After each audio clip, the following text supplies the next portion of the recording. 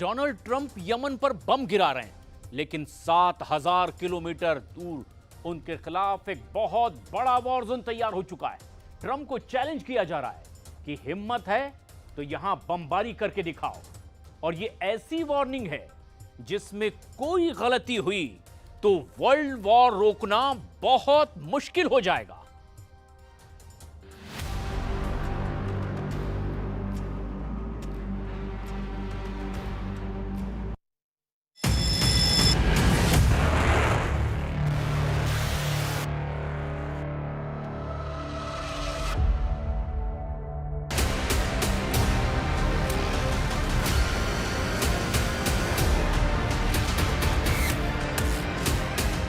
घंटे के नोटिस पर युद्ध के लिए तैयार हो गया चीन।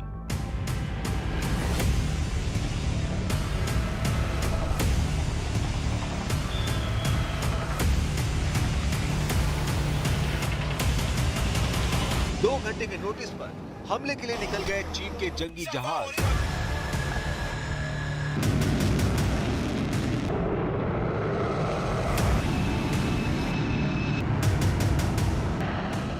घंटे पहले मिला ऑर्डर और शी जिनपिंग की आर्मी ने तैयार कर दी मिसाइल।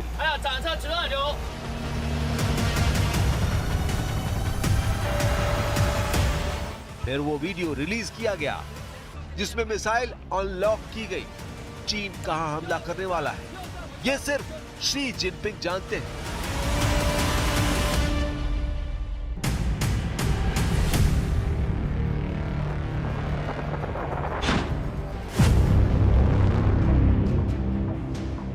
इसके 6 वीडियो देखकर डोनाल्ड ट्रंप की पैसिफिक कमांड के हाथ पांव फूल गए हैं। चीन ने अपने हर आक्रामक हथियार के वीडियो वायरल कर दिए हैं। चीन का टारगेट ताइवान है, लेकिन असली चैलेंज तो डोनाल्ड ट्रंप को है।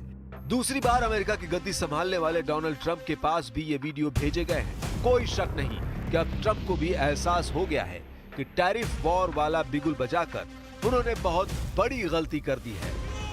चीन की आर्मी रातों रात अपने बंकर में से निकली और ऐसे एक्टिव हुई। मिसाइलों से भरे ट्रक ताइवान की तरफ वाले समुद्री किनारों को कूच करने लगे। चीन के विमान भी मिसाइल से लैस हुए और बड़े बड़े बम वर्षकों के साथ फाइटर जेट भी कुछ ही मिनटों में आसमान में पहुंच गए। इनमें J-16 से लेकर J-10 जैसे लड़ाकू विमान शामिल हुए।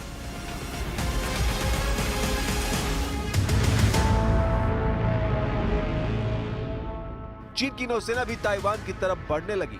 बड़े बड़े डिस्ट्रॉयर एक्टिव कर दिए गए और साथ में चीन के एयरक्राफ्ट कैरियर भी विमानों को लॉन्च करने लगे। चीन ने ताइवान के आसपास अपने हथियारों को लॉन्च करके बता दिया कि 24 घंटे के अंदर वो क्या कर सकता है। ताइवान के आसपास युद्धाभ्यास की शक्ल में शी जिनपिंग के इरादों में बहुत बड़े हमले की बू आ रही है। एयरफोर्स, नेवी और आर्मी को एक साथ युद्ध लड़ने का ऑर्डर ऐसे नहीं दिया जाता। शी जिनपिंग ने अपनी फोर्स को ताइवान पर हमले वाली तैयारी का बहुत बड़ा हुक्म जारी किया है, क्योंकि चीन को लग रहा है कि ताइवान को उससे अलग करने की कोशिश हो रही है।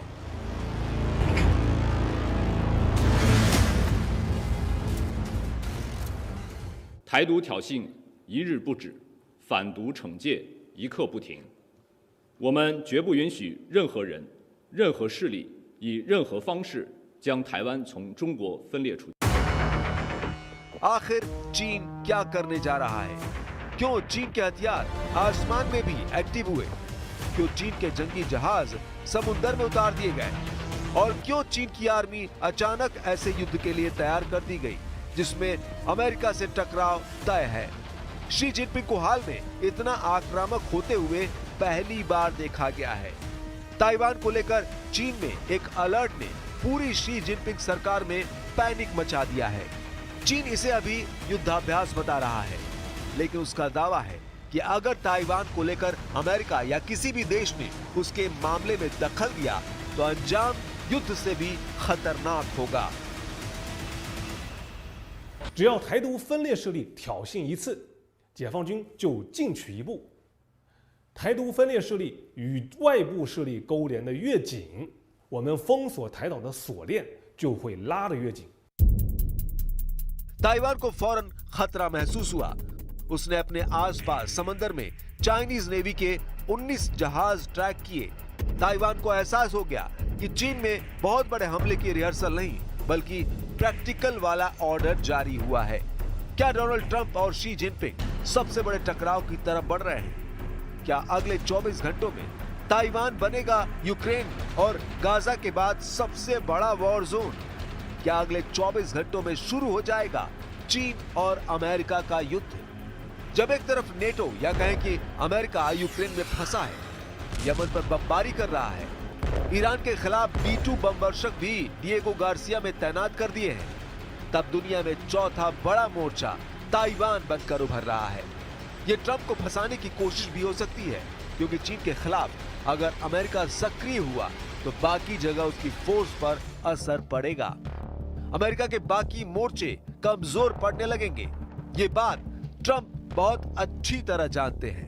ऐसे में अमेरिका को चुनना होगा कि उसका बड़ा मोर्चा कौन है, ताइवान या फिर ईरान। अमेरिका जानता है कि चीन लगातार मजबूत हो रहा है। उसकी अर्थव्यवस्था से लेकर उसकी मिलिट्री पावर अमेरिका को चैलेंज कर रही है। चीन की नौसेना में आज की तारीख में अमेरिका से ज्यादा जहाज हैं, जबकि उसकी फाइटर जेट वाली टेक्नोलॉजी अब अमेरिका को बराबर की टक्कर दे रही है। चीन को लेकर अमेरिका इस वक्त बहुत ज्यादा बेचैन है, इसमें कोई शक नहीं। ट्रंप पहले ही आर्थिक मोर्चे पर चीन को परेशान कर चुके हैं। चीन पर भारी भरकम टैरिफ लगाने के बाद अब अमेरिका और चीन में आमने सामने का टकराव शुरू हो गया है।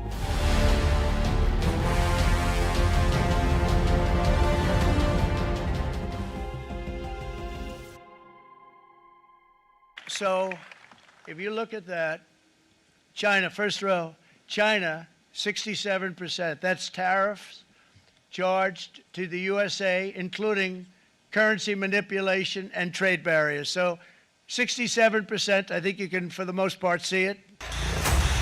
भले ही ताइवान इसमें सबसे बड़ा बहाना हो, ताइवान वाले वॉर जोन में हुआ क्या, उसे बहुत गौर से समझिए, क्योंकि यहाँ जिस युद्ध का खतरा है वो अचानक नहीं पैदा हुआ, वो लगातार बढ़ रहा है।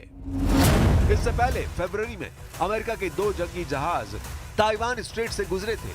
तब एक आर्लेग बर्ग क्लास का guided missile destroyer USS Ralph Johnson था और दूसरा था अमेरिकी नौसेना का सर्वे शिप पाथफाइंडर। दोनों जहाज 10 फरवरी से 12 फरवरी के बीच उत्तर से दक्षिण की तरफ गुजरे। चीन को भड़काने वाला ये कदम डोनाल्ड ट्रंप के दोबारा राष्ट्रपति बनने के बाद पहली बार उठाया गया। इसी के बाद से ताइवान पर तनाव बढ़ता गया।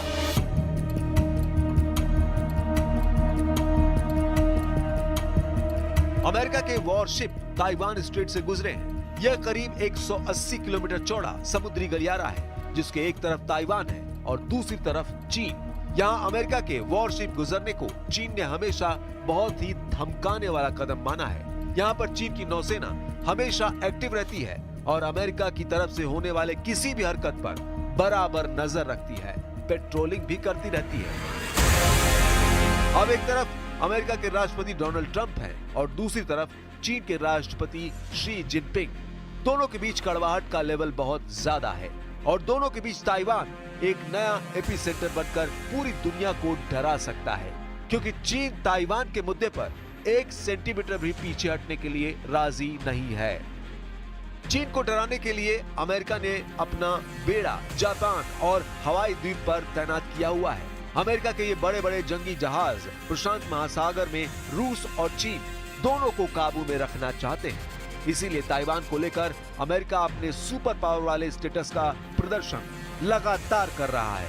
प्रशांत महासागर में अमेरिका के दोनों बेड़े अपने आप में किसी बड़ी नौसेना के बराबर हैं। इससे निपटना कई देशों के लिए मुश्किल हो जाएगा। अमेरिका के कैरियर बैटल ग्रुप में क्या क्या होता है, अब उसे समझिए। इसमें एक बड़ा सुपर कैरियर होता है जो 1 लाख टन का डिस्प्लेसमेंट पैदा करता है। इसमें 90 लड़ाकू विमान और हेलीकॉप्टर तैनात रहते हैं। इसमें तिकोन देरोगा क्लास का मिसाइल क्रूजर होता है। इसमें आर्लेग बर्ग क्लास के 4 मिसाइल डिस्ट्रॉयर होते हैं। ऐसे बेड़े के साथ रसद के लिए सप्लाई शिप भी रहते हैं। साथ में पानी के अंदर दुश्मन को रोकने के लिए एक परमाणु पनडुब्बी भी रहती है। चीन को कैसे रोकना है, ये अमेरिका की समझ में नहीं आ रहा। ट्रंप से पहले चीन को लेकर बाइडेन सरकार बहुत आक्रामक नजर आई, लेकिन बाद में पेंटागन में चीन को लेकर सन्नाटा छा गया। ट्रंप ने भी हमेशा बाइडेन को इसी बात पर घेरा कि चीन को लेकर वो नरम रुख रखते हैं, लेकिन अब तनाव बढ़ने लगा है। चीन के आगे ताइवान की सेनाएं बहुत कमजोर हैं। ताइवान एक छोटा देश है, वो चीन के हमले को बर्दाश्त नहीं कर पाएगा। वहीं चीन दुनिया की सबसे बड़ी नौसेना बन चुका है, लेकिन फायर पावर के मामले में अब भी वो अमेरिका से बहुत पीछे है। हालांकि चीन से आए जितने वीडियो हैं, वो युद्ध के खतरे वाली तस्वीर साफ कर रहे हैं।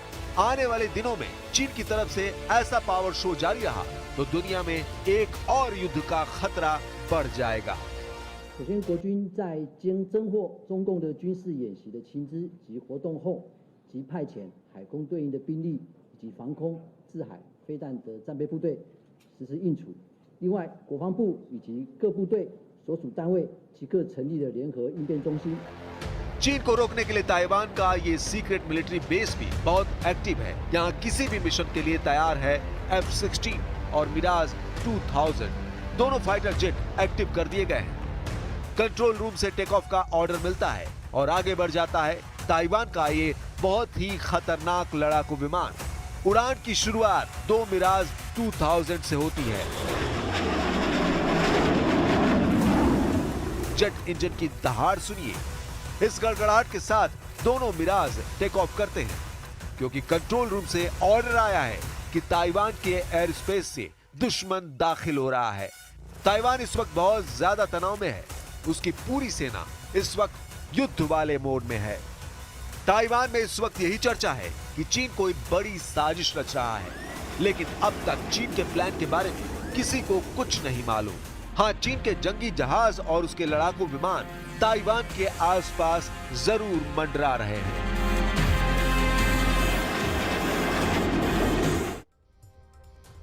पुतिन के एक दौरे ने पूरे यूरोप में डर पैदा कर दिया है। पुतिन ने रूस की सबसे खतरनाक परमाणु पनडुब्बी लॉन्च कर दी है और इस दौरान उन्होंने एक बड़ी वार्निंग भी दी है। पूरे यूरोप में अब इसे लेकर चर्चा हो रही है कि क्या पुतिन यूक्रेन के बाद नेटो का बॉर्डर तोड़ने जा रहे हैं।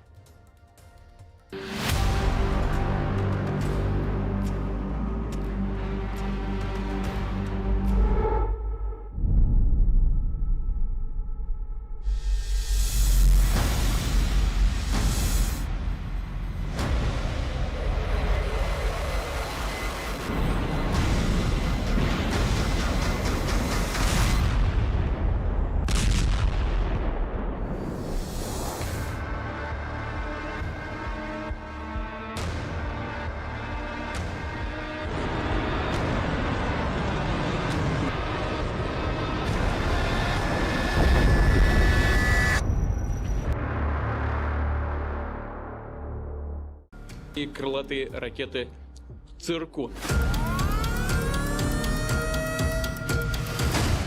66 परमाणु पनडुब्बियों से पहला हमला। पुतिन ने पलट दिया परमाणु युद्ध।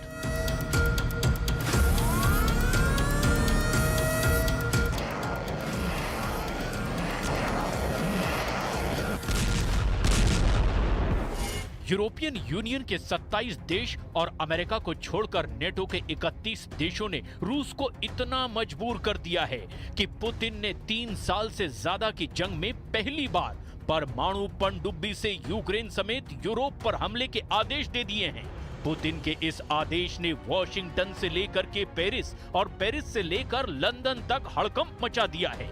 हम आपको रूस यूक्रेन जंग की वो खौफनाक खबर दिखा रहे हैं जहां अब किसी भी वक्त भयंकर परमाणु जंग शुरू हो सकती है।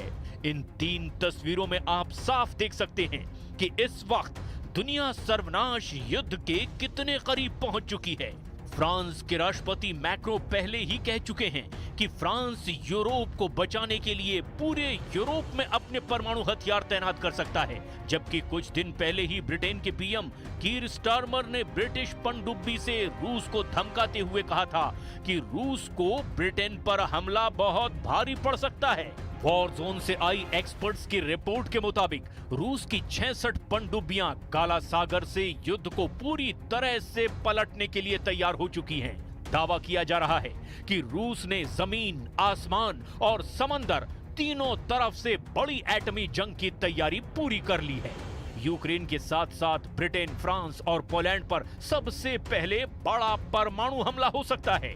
हम आपको दिखाने जा रहे हैं कि कैसे पुतिन की रूसी सेना एक तरफ हवा और जमीन से यूक्रेन पर बेतहाशा हमले कर रही है, तो वहीं दूसरी तरफ समंदर से अपनी परमाणु पनडुब्बियों के जरिए यूरोप को तबाह करने जा रही है।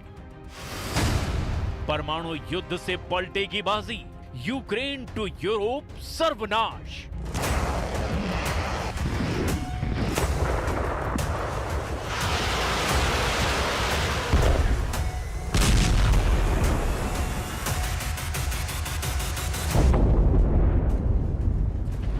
एक 1130 दिन से ज्यादा की जंग में रूस लगातार यूक्रेन को रौंद रहा है। अब तक यूक्रेन के 25% से ज्यादा इलाके पर रूस कब्जा भी कर चुका है। यूक्रेन के जापोरेजिया, खेरसोन, लुहांस्क और खार्किव पर रूस कब्जा करने के करीब पहुंच चुका है। हारते और हाँफते यूक्रेन के सामने अब बस एक ही रास्ता बचा है कि अगर यूरोपीय देश रूस पर हमला कर दें तो यूक्रेन की हार कुछ वक्त तक के लिए टल सकती है।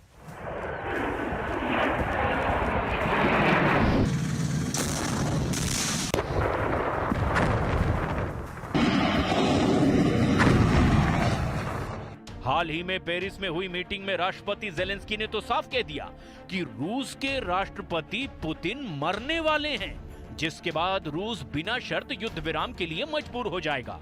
यहां तक कि फ्रांस के राष्ट्रपति मैक्रों और ब्रिटिश प्रधानमंत्री कीर स्टारमर ने तो रूस को धमकी देते हुए कहा कि रूस कभी भी यूक्रेन को नहीं जीत पाएगा। ऐसे हालात में पुतिन ने अचानक रूस से लेकर बेलारूस तक अपने सभी एटम बम एक्टिव करवा दिए हैं। रूस की परमाणु मिसाइलें, परमाणु बम वर्षक और परमाणु पनडुब्बियां पूरी तरह से हमला करने के लिए तैयार हो चुकी हैं। और अब हालात ये हो चुके हैं कि राष्ट्रपति पुतिन खुद रूस की एक परमाणु पनडुब्बी में पहुंच गए हैं और कमांडरों को साफ आदेश दे दिया है कि परमाणु हमले के लिए पूरी तरह से तैयार हो जाओ।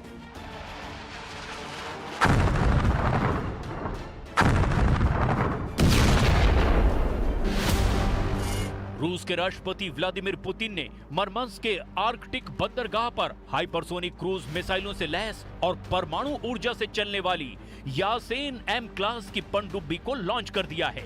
इसके साथ ही रूसी नेवी की शक्ति कई गुना और बढ़ गई है। पुतिन ने दावा किया कि पर्म नाम की ये रूसी परमाणु मिसाइल पलक झपकते ही यूरोप को अपनी ज़िरकॉन हाइपरसोनिक क्रूज मिसाइलों से तबाह कर डालेगी। रूस की ज़िरकॉन हाइपरसोनिक क्रूज मिसाइलों को बेहद घातक माना जाता है। परमाणु पनडुब्बी से आई पुतिन की तस्वीरों को देखकर खास तौर से फ्रांस और ब्रिटेन की हालत खराब हो गई है। Российской Федерации. Атомный подводный крейсер «Пермь» спуску на воду готов. Разрешите начать движение? Разрешаю.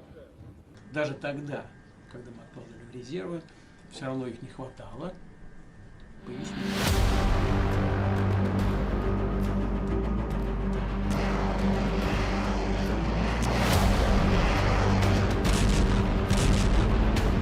पूरी दुनिया रूसी परमाणु ताकत का लोहा मानती है।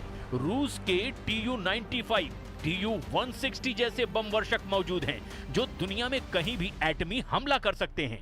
हम आपको दो तस्वीरें दिखाते हैं जिससे आपको पता चलेगा कि पुतिन ने अचानक यूक्रेन और यूरोप के खिलाफ अपनी परमाणु ताकत को आखिर क्यों उतार दिया है। И крылатые ракеты «Циркон». परमाणु युद्ध को लेकर रूस से लेकर ब्रिटेन तक भयंकर तैयारी हो चुकी है। हम आपको दो तस्वीरें दिखा रहे हैं जिनमें से एक पनडुब्बी अड्डे का दौरा पुतिन ने 27 मार्च को किया है, जबकि दूसरी परमाणु पनडुब्बी का दौरा ब्रिटिश पीएम कीर स्टारमर ने 20 मार्च को किया। आज ये भी जान लीजिए कि रूस के राष्ट्रपति व्लादिमीर पुतिन ने मरमंस्क के आर्कटिक बंदरगाह पर हाइपरसोनिक क्रूज मिसाइलों से लैस और परमाणु ऊर्जा से चलने वाली यासेन एम क्लास की पनडुब्बी को लॉन्च किया है, जो कि ज़िरकॉन मिसाइल से लैस है। जबकि ब्रिटेन के प्रधानमंत्री कीर स्टारमर ने HMS वैनगार्ड नाम की परमाणु पनडुब्बी का दौरा किया, जो कि ट्राइडेंट मिसाइलों से लैस वैनगार्ड श्रेणी की पनडुब्बियां हैं। ब्रिटेन का दावा है कि उसकी एक ही पनडुब्बी से निकली मिसाइलें रूस के 40 शहरों को तेजी से जलाकर राख कर सकती है और दुश्मन पर हमला करने के लिए 200 दिनों से ज्यादा समय तक समंदर में छिपी भी रह सकती है। जबकि रूस का दावा है कि समुद्र में छिपा दैत्य के नाम से मशहूर पर्म नाम की ये रूसी पनडुब्बी जिरकॉन मिसाइल से लैस है, जो कि पूरे यूरोप को 200 सेकंड में ही तबाह कर सकती है।